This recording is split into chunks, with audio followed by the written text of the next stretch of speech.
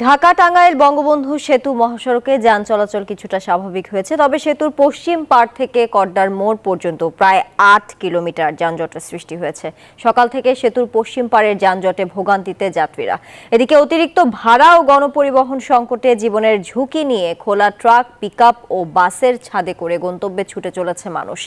মহাসড়কের বিভিন্ন স্থানে ছোটখাটো দুর্ঘটনা ও একাধিক গাড়ি বিকলের ঘটনা ঘটেছে।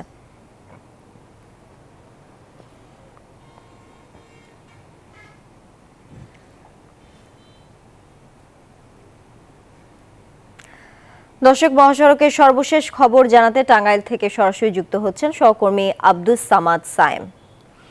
সায়েম, সড়কের বর্তমান পরিস্থিতি এখন কেমন দেখছেন, আর যান চলাচল পুরোপুরি স্বাভাবিক হয়েছে কিনা বিস্তারিত জানাবেন।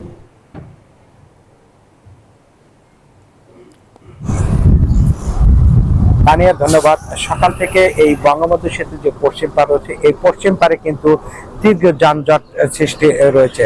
এই মুহূর্তে কিন্তু যে গাড়ি, সমস্ত গাড়ি কিন্তু দাঁড়িয়ে রয়েছে ঘন্টার পর ঘন্টা। আমরা যেটা জানতে পেরেছি যে টাঙ্গাইলের ছোটখাটো দুর্ঘটনা এবং বঙ্গবন্ধু সেতু মাঝে মাঝে যানজটের কারণে সেতু টোল আদায় করছে, এই সমস্ত কারণে কিন্তু দীর্ঘ যানজট সৃষ্টি হচ্ছে। এতে কিন্তু যারা ঈদের ছুটি শেষে কর্মস্থলে ফিরছে তারা কিন্তু চরম ভোগান্তির মধ্যে রয়েছে। আমি একজন চালকের সাথে একটু কথা বলবো। আসলে এইটুকু আসতে আপনার কতটুকু সময় লেগেছে? আমার শ্রীরামগঞ্জ থেকে 4.5 ঘন্টার বসে আছি, সেতু পাই নাই। এটা 6 কিলো, 6.5 কিলো।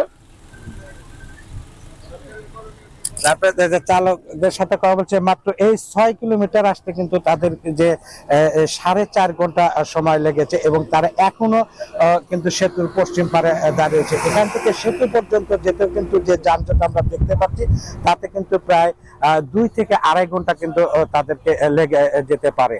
এইরকম ভোগান্তি এই চরম রোদের মধ্যে যারা বাসের ট্রাকের ছাদে করে গন্তব্যে পড়ছে, তাদের কিন্তু আসলে কিন্তু চরম দুর্ভোগ পোহাতে হচ্ছে। তবে এই যানজট কতক্ষণ নাগাদ শেষ হবে তা কিন্তু আসলে প্রশাসন রয়েছে, তারা কিন্তু আসলে বলতে পারছে না। তো আসলে এই দুর্ভোগ নিয়ে কিন্তু যারা নারীর টানে ঘরে ফিরেছিল, তারা কিন্তু কর্মস্থলে ফিরছে। তো এই ছিল আমার কাছে মহাসড়ক থেকে এই সর্বশেষ ফির সৃষ্টি হতে তা নিয়ে আপনার কাছে।